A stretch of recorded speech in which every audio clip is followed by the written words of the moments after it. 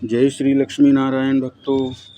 आज हम आपको रविवार की व्रत कथा सुनाएंगे। भक्तों, यह व्रत भगवान सूर्य को समर्पित है।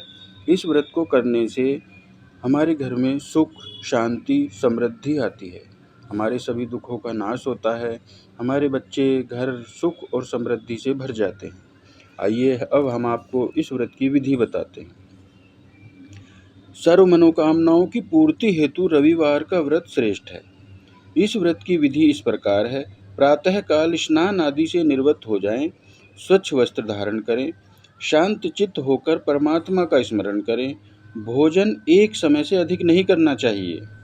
भोजन तथा फलाहार सूर्य के प्रकाश रहते ही कर लेना चाहिए, यानी कि सूर्य के अस्त होने से पहले ही हमें भोजन कर लेना चाहिए। यदि निराहार रहने पर सूर्य छिप जाएं तो दूसरे दिन सूर्य उदय होने पर ही भगवान सूर्य को अर्घ्य देने के बाद ही भोजन करें। व्रत के अंत में व्रत कथा सुननी चाहिए। व्रत के दिन नमकीन, तेल युक्त भोजन कदापि ग्रहण नहीं करना चाहिए। इस व्रत के करने से मान सम्मान बढ़ता है तथा शत्रुओं का क्षय होता है। आँख की पीड़ा के अतिरिक्त अन्य सब पीड़ाएं दूर हो जाती हैं। तो आइए कथा प्रारंभ करते हैं। एक बुढ़िया थी। उसका नियम था प्रति रविवार को सवेरे ही स्नान आदि कर घर को गोबर से लीपकर फिर भोजन तैयार कर भगवान को भोग लगाकर स्वयं भोजन करती थी। ऐसा व्रत करने से उसका घर अनेक प्रकार के धन धान्य से पूर्ण था। श्री हरि की कृपा से घर में किसी प्रकार का विघ्न या दुख नहीं था। सब प्रकार से घर में आनंद रहता था। इस तरह कुछ दिन बीत जाने पर उसकी एक पड़ोसन उसकी गौ का गोबर वह बुढ़िया ले जाया करती थी। विचार करने लगी कि यह वृद्धा सर्वदा मेरी गौ का गोबर ले जाती है, इसीलिए अपनी गौ को घर के भीतर बांधने लग गई।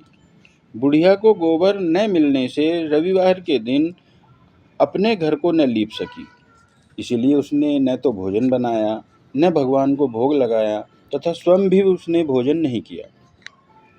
इस प्रकार उसने निराहार व्रत किया। रात्रि हो गई और वह भूखी ही सो गई। रात्रि में भगवान ने उसे स्वप्न में दर्शन दिया और भोजन न बनाने का कारण पूछा। वृद्धा ने गोबर न मिलने का कारण सुनाया। तब भगवान ने कहा कि हे माता, हम तुमको ऐसी गौ देते हैं जिससे सभी इच्छाएं पूर्ण होती हैं। क्योंकि तुम हमेशा रविवार को गौ के गोबर से लीपकर भोजन बनाकर मेरा भोग लगाकर खुद भोजन करती हो, इससे मैं बहुत खुश होकर तुमको वरदान देता हूँ। निर्धन को धन और बांझ स्त्रियों को पुत्र देकर दुखों को दूर करता हूँ तथा अंत समय में मोक्ष देता हूँ।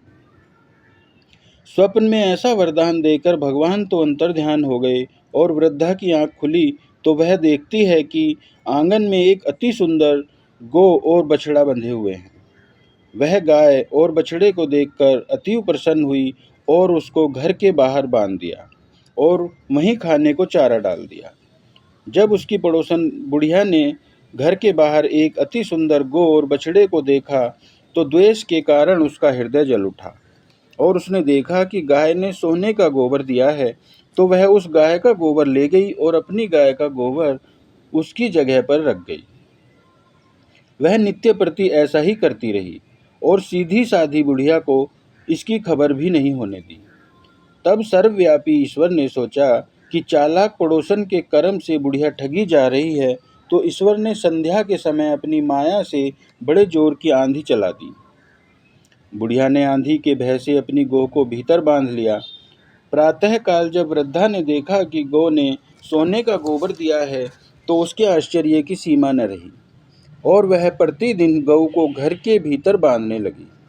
उधर पड़ोसन ने देखा कि बुढ़िया गऊ को घर के भीतर बांधने लगी है और उसका सोने का गोबर उठाने का दाव नहीं चलता, तो वह ईर्ष्या और डाह से जल उठी और कुछ उपाय न देख पड़ोसन ने उस देश के राजा की सभा में जाकर कहा, महाराज, मेरे पड़ोस में एक वृद्धा के पास ऐसी गऊ है जो आप जैसे राजाओं के ही योग्य है।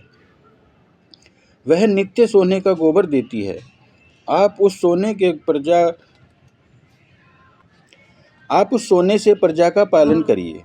वह वृद्धा इतने सोने का क्या करेगी। राजा ने यह बात सुन अपने दूतों को वृद्धा के घर से गऊ लाने की आज्ञा दी।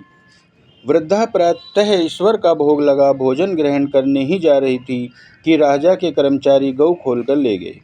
वृद्धा काफी रोई, चिल्लाई, किंतु कर्मचारियों के समक्ष कोई क्या कहता। उस दिन वृद्धा गऊ के वियोग में भोजन न खा सकी और रात भर रो रो कर ईश्वर से गऊ को पुनः पाने के लिए प्रार्थना करती रही। उधर राजा गऊ को देखकर बहुत प्रसन्न हुआ, लेकिन सुबह जैसे ही वह उठा, सारा महल गोबर से भरा दिखाई देने लगा। राजा यह देख घबरा गया। भगवान ने रात्रि में राजा को स्वप्न में कहा कि हे राजा, गाय वृद्धा को लौटाने में ही तेरा भला है। उसके रविवार के व्रत से प्रसन्न होकर मैंने उसे गाय दी थी। प्रातः होते ही राजा ने वृद्धा को बुलाकर बहुत से धन के साथ सम्मान सहित गऊ बछड़ा लौटा दिया। उसकी पड़ोसन को बुलाकर उचित दंड दिया। इतना करने के बाद राजा के महल से गंदगी दूर हुई। उसी दिन से राजा ने नगरवासियों को आदेश दिया कि राज्य में तथा अपनी समस्त प्रजा को यह आदेश दिया कि मनोकामनाओं की पूर्ति के लिए रविवार का व्रत रखा करो। व्रत करने से नगर के लोग सुखी जीवन व्यतीत करने लगे। कोई भी बीमारी तथा प्रकृति का प्रकोप उस नगर पर नहीं होता था। सारी प्रजा सुख से रहने लगी तथा भगवान श्री सूर्य देव की कृपा उन सब पर बरसने लगी। बोलिए भगवान श्री रविवार देवता की जय हो। बोलिए श्री सत्यनारायण भगवान की जय हो। भगवान श्री सूर्य देव की जय हो।